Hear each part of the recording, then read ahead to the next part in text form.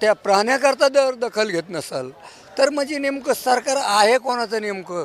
अहो का त्याचा नेमकं म्हणजे त्याच्या याच्यामधला जो आमदार आहे मग त्याचीच त्याला जास्त गरज आहे हे पण लक्षात सामाजिक जनतेने आणि शेतकऱ्यांनी लक्षात घेण्याची महत्त्वाची. ह्या पूर्ण प्रकरणामध्ये सुरेश धस खोक्या भोसलेला वाचवण्याचा प्रयत्न करतायत असं वाटतंय का?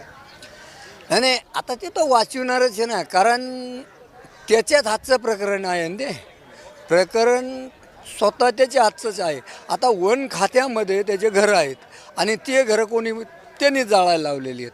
हे काही दुसरे कोणी जाळायला लावलेले नाहीत, कारण हे त्यांनी जेव्हा तुम्ही काहीतरी कुठं ना करा आपले बारदाने पसारे बाजूला रात्री बाजूला टाका आणि सकाळची कवा तरी तुम्ही काय करा त्याला आग लावून द्या, म्हणजे मी दुसऱ्या दिवशी पुन्हा त्याचा पंचनामा करता येतोच. शेवटचा प्रश्न, हे प्रकरण जर